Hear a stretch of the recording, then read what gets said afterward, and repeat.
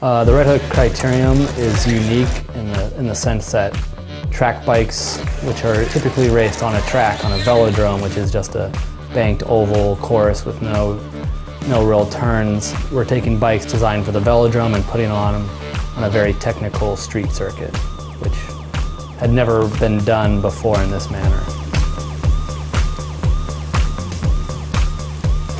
It's a really challenging format. I mean, it's a really high-speed course, lots of quick braking, all on track bikes, you know, which most people are not used to racing at those speeds. Even the people that ride a track bike every day are riding it with a much lower gear ratio. It's pretty tense. A lot of people take this race really, really seriously. There are people here that this is going to make or break their career even. You know, this is the highlight of their season. We sell basically 250 spots, which sells out immediately. We have riders coming from all over the world to compete.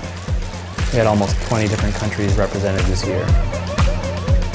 This one is my 8th Red Hook.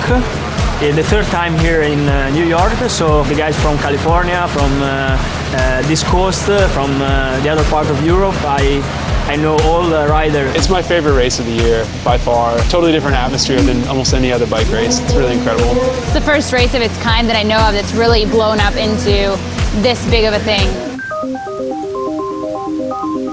The first Red Hook Crit in 2008, I kind of advertised it to my friends who were like alley cat racers, bike messengers, and kind of low-level amateurs. And then my sister was going to school in North Carolina at the time, and she drove up with her friend who no one had ever met before, her friend Casey Manderfield, and she ended up kind of embarrassing all of us and winning the race. Woo! Oh my God! She beat him! It was a really kind of storybook beginning to the crit, because all these tough bike messengers were racing around the streets at night, and this girl from North Carolina comes and wins. I happened to stumble into the first Red Hook Crit in 2008, and then I've kind of followed it around from there and done most of the races, so it's been fun. And this year it turned into directing the first ever women's race, so I'm excited about that.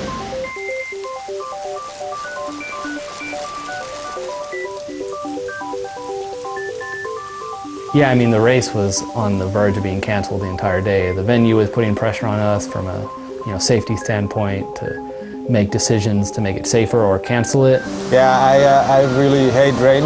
It's just cold, and your muscles get cold and your feet just start to be numb after a while. And we had to shorten the races, we had to rearrange the schedule, we had to redesign the course.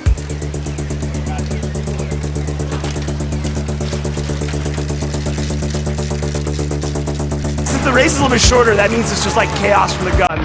No one's thinking as much kind of about waiting and letting the race unfold and then really going for it. It was just all out from the start.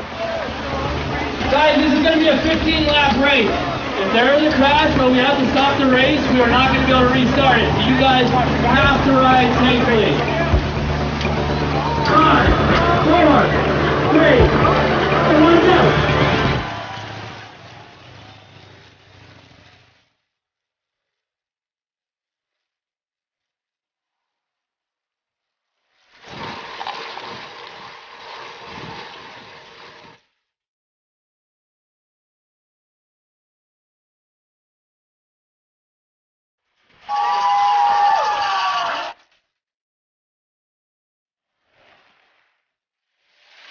how the weather is and how the surface is, how the wind is, where it comes from. You know, you got to figure that out. You know, and it's just like anything else that looks simple. You need to know a lot to get simple things together right.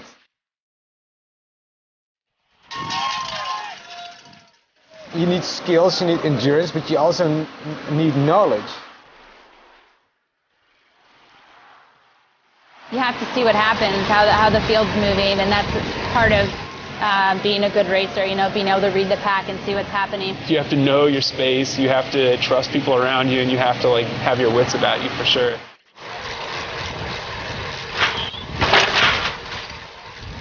We're going really fast, and it's a narrow course, and We just have to have a lot of trust in each other, like all the guys racing. Like it's definitely not like too friendly out there. We're competing against each other, but at the same time, like we all know that like, you know, as we take risks with ourselves, we're taking risks with everyone.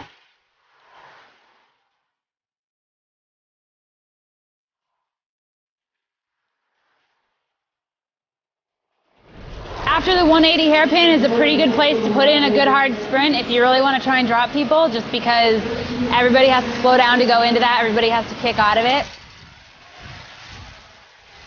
It's so fast, and people just block their wheels on high speed, super high speeds. Like you've never seen anything like that before, and that's one of the coolest sprints in the world actually, and that's why actually this race is so cool. So the race was a lot shorter than we usually had, which I think it changed people's strategies a little bit. Whenever Alessandro Bruzza and Thibaut attacked and got a gap on the field, if the race was longer, there would have been more time for the field to chase them down.